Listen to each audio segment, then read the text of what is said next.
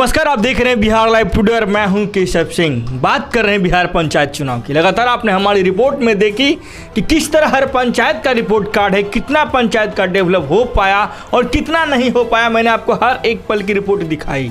लगातार हमारे साथ बने रहने के लिए आपका बहुत बहुत धन्यवाद। आज हम पहुँचे हुए हैं पटना से करीब 62 किलोमीटर की दूरी पे खानपुरा ताड़नपुर पंचायत में। यहाँ के वर्तमान मुखिया जय कुमार प्रसाद जी हैं। इनसे हम सीधा सीधा बात करेंगे, इनसे हम रूबरू होंगे, इनका एजेंडा जानना चाहेंगे, क्योंकि चुनाव की बात की जाए लगातार 1 महीने के अंदर ये चुनाव मानिए कि चुनाव की शुभारंभ होने वाली है बिहार पंचायत की। लगातार हमारे साथ देखिए अब इनका क्या क्या एजेंडा होगा, हम आपको इनसे बात करवाएंगे। इनका एजेंडा क्या है, ये गांव की बात करें, क्योंकि ये गांव का प्रधान है, गांव के सेवक है, गांव के मुखिया है, गांव के जनप्रतिनिधि है। ये आपको सारी बात बताएंगे। सबसे पहले आपका स्वागत है मुखिया जी। Thank you. आप पंचायत के जनप्रतिनिधि हैं। मुख्यतः बताएं कि आपने बीते 5 सालों में क्या क्या कार्य किया। 5 वर्ष पूर्व जब मैं इस पद को ग्रहण किया था, उस समय इस पंचायत में हमें जो समस्याएं मिली थी वो विरासत में मिली थी। समस्याओं के ऊपर अगर मैं चर्चा करूं तो समस्याएं अनगिनत है, लेकिन एक साथ सारी समस्याओं को अगर हम लेकर चले तो शायद मैं एक भी समस्या दूर नहीं कर सकता हूं। इसलिए मैंने फोकस किया, पंचायत के समस्याओं को जाना, उसको सूचीबद्ध किया और एक एक समस्याओं पे विचार करते हुए, तरीका निकालते हुए उसको दूर करने का प्रयास किया। जिसमें सबसे पहले हमारे किसान लोग थे। हमारे यहाँ 2 स्टेट ट्यूबवेल था जो विगत 30 वर्षों से बंद था। 30-35 साल का अवधि रही होगी जो बंद हुआ है। वो मैंने फोकस में लेकर सबसे पहले उन दोनों ट्यूबवेलों को स्टार्ट करने की दिशा में कदम बढ़ाया। अपने मंत्री महोदय से मिला, जो कि यहाँ के एमपी हैं रामकृपाल बाबू। उनसे मिला, उनकी बातों को मैं अपनी बातों को उन्हें बताया, किसान की समस्याओं को उजागर किया। उजागर करने के बाद उन्होंने सहयोग देने का पूरा आश्वासन दिया, और बल्कि आश्वासन ही नहीं दिया, उन्होंने भरपूर मेरी सहायता की। और आज वो दोनों स्टेट ट्यूबवेल बनकर तैयार है, किसानों को उसका लाभ मिल रहा है। उसके बाद दूसरी चीज़ थी मोबाइल कनेक्टिविटी। मोबाइल कनेक्टिविटी के क्षेत्र में जब मैं अपने पंचायत का दौरा किया या पंचायत के क्षेत्रों को देखा तो कहीं भी बात करने की स्थिति नहीं थी। मोबाइल तो हर के जेब में था, लेकिन टावर नहीं था, उसको जो है कनेक्टिविटी नहीं मिलती थी। हम उस दिशा में कदम बढ़ाए। मैं पुनः अपने एमपी साहब से मिला, उन्होंने मुझे रविशंकर बाबू से मिलने का सलाह दिया। सलाह ही नहीं दिया बल्कि उन्होंने सहयोग किया, क्योंकि दिल्ली में हमारे दोनों एमपी का आवास अगल बगल है।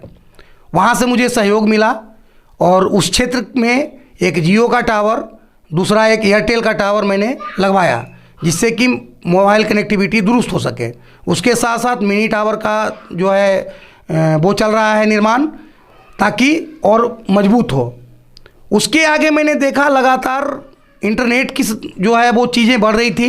इंटरनेट का उपयोग लोगों ने करना शुरू कर रखा था, लेकिन इंटरनेट चलने के नाम पर अभी भी यहाँ टावर तो मिलने लगा है, लेकिन इंटरनेट नहीं चलता है फास्ट, घूमते ही रहता है, गोल गोल गोल गोल घूमते घूमते 15 मिनट 20 मिनट तक घूमता है, लेकिन वो चलता नहीं है। जबकि सरकार लगातार प्रयास कर रही है ऑनलाइन के लिए। पूरे भारत डिजिटल की ओर बढ़ रहा है। यहाँ अभी तक नेट कनेक्टिविटी नहीं है, उसमें फाइबर नेटवर्क लेकर आई है भारत सरकार। उसके तहत ग्रामीण क्षेत्रों में लगातार मैं तार बिछवा रहा हूँ, ताकि वाईफाई से जोड़कर और इसको दूर किया जा सके। चौथी चीज़ जो मुझे विरासत में मिली वो ये था कि हमसे पूर्व यहाँ 3 मुखिया बने, और उनका अगर कार्यकाल पे मैंने नज़र डाला तो हमें एहसास हुआ कि क्षेत्रवाद के शिकार होकर वो रह गए। जिस क्षेत्र से बने, हमारे पूरे पंचायत में मुख्यतः 7 रेवेन्यू विलेज है, जिसको बोलते हैं राजस्व ग्राम। 7 राजस्व ग्राम में हर गांव का भौगोलिक परिस्थिति, हर गांव का जो बनावट है ज़मीन का, वो मतलब हर तरह से विभिन्न तरह से हर का अलग अलग माहौल है। लेकिन इसके बावजूद जो भी बने वो क्षेत्रवाद के शिकार होकर रह गए। अगर पूर्वी क्षेत्र से बने तो पूरब के ही होकर रह गए, अगर उत्तरी क्षेत्र से बने तो उत्तर के ही होकर रह गए, अगर दक्षिणी क्षेत्र से बने तो दक्षिण का ही होकर रह गए, जिसके वजह से हर आदमी को समान भागीदारी नहीं मिल सका। जब वो चीज़ मेरे संज्ञान में आई, जब मैं पद पर बैठा, पद पर बैठने के बाद में जब हम उसका आकलन किए तो हमें लगा कि नहीं, जब मेरी पहचान एक मुखिया के रूप में है, ग्राम पंचायत के किसी भी हिस्से के किसी भी आदमी से अगर पूछा जाए आपका मुखिया कौन है, तो वो हमारा नाम लेंगे, ना कि उनका जिनको उन्होंने समर्थन किया। चुनाव था, चुनाव में हर आदमी इधर उधर रहता है, जो जिसके मन को भाता है वो उसको समर्थन करता है। जब हमसे पूछा जाए कि आप किस पंचायत के मुखिया हैं, तो हमें ये बताना होता है कि मैं खानपुरा तानपुर पंचायत का मुखिया हूँ। इस नाते हमारा और हमारी खानपुरा तानपुर पंचायत की पब्लिक का जो रिश्ता है वो काफ़ी गहरा है। हम एक दूसरे के दिल में बसते हैं, एक दूसरे से मेरी पहचान है, मुझसे पहचान मेरे पंचायत के लोगों का है और पंचायत के लोगों का पहचान हमसे है। इसलिए हमने इस क्षेत्र में जब देखना शुरू किया, समझना शुरू किया, तो हमें लगा कि हर किसी को समान भागीदारी देना चाहिए। मुख्य रूप से हमारे पंचायत में हम पहले ही बता चुके हैं आप लोगों को, 7 राजस्व ग्राम हैं, साथ ही 8 टोले हैं, विभिन्न गांवों के 8 टोले हैं। उसमें 2 तो वो टोले हैं जो अपने आप में ग्राम कहलाते हैं, वो ग्राम का स्वरूप है, एक पूरा के पूरा ग्राम है। हमारे पंचायत की जो आबादी है वो लगभग आधा हरिजन का है, आधे में सभी हैं लेकिन आधे उनकी आबादी है। लोग अब तक उनको वोट बैंक के रूप में इस्तेमाल किया, समय आएगा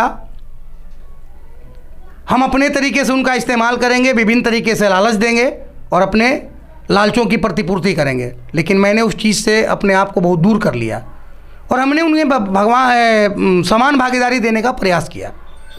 चलिए और बात करते हैं मुखिया जी, आप इस बार भी आप चुनाव लड़ेंगे, बेहतर तरीके से तैयारी भी आप कर रहे हैं। नहीं कहना चाहूँगा, सिर्फ थोड़ी सी बात है, समय समय पे जागरूकता अभियान चलाकर सरकार के यहाँ से चल रहा जितना भी योजना है उसकी जन जन को जानकारी दूंगा, ताकि बिचौलियों की भूमिका समाप्त हो और ये जो लूट खसोट का जो सिस्टम चल रहा है वो जब बिचौलिए चले जाएंगे, बिचौलियों जब आदमी जागरूक हो जाएगा तो बिचौलिए सोता ही अपने आप हट जाएंगे, क्योंकि कोई किसी का मानेगा नहीं, कोई किसी को पैसे नहीं देगा। सही जानकारी नहीं रहने की वजह से हर लाभुक बिचौलियों का इस्तेमाल करता है और बिचौलियों उसका फ़ायदा उठाते हैं। चलिए, आपने बहुत बड़ी बड़ी बातें आपने बताया, पंचायत वासियों के लिए आपने इतना एजेंडा आपने रखी जी। मुख्यतः बात है कि पंचायत इलेक्शन कुछ दिन में होने वाली है। जी। उसके लिए आप पंचायत वासियों को कुछ अपनी तरफ संदेश देना चाहेंगे? मैं सर पंचायत वासियों से कहना चाहूँगा, उन्हें अपने 5 साल के भविष्य के निर्माण के लिए एक दिन का समय मिलता है, जिसको कहते हैं मतदान। खुद की दान होती है वो, खुद से मतलब भरोसा जगता है कि मेरे लिए या मेरे जो है विकास के लिए, मेरे गांव के लिए कौन बेटर सोच सकता है, कौन बेटर कर सकता है। तो मैं पंचायत वासियों से सिर्फ इतना ही निवेदन करूंगा। मैं ये नहीं कह रहा हूं कि मुझे वोट करें, मैं निवेदन उनसे ये करूंगा कि वोट करने से पहले एक बार जातिवाद, गांववाद, क्षेत्रवाद से ऊपर उठते हुए जो भी प्रत्याशी है उसका मूल्यांकन करें और सही हाथ में अपने 5 साल के भविष्य का डोर थमाएं, ताकि वो 5 साल में उनको विकसित कर सके। चलिए, आपने देखा कि हमारे साथ बराही बेवाकी के साथ खानपुरा तारापुर के जो वर्तमान मुखिया है, बराही बेवाकी के साथ इन्होंने अपनी सारा एजेंडा रखा और पंचायत के विकास के लिए क्या क्या कदम उठाना चाहिए इन्होंने सारी बात विस्तार से बताई। लगातार हमारे साथ बने रहने के लिए आपका बहुत बहुत धन्यवाद। पटना से करीब 62 किलोमीटर की दूरी पे खानपुरा ताजपुर से केशव सिंह की रिपोर्ट।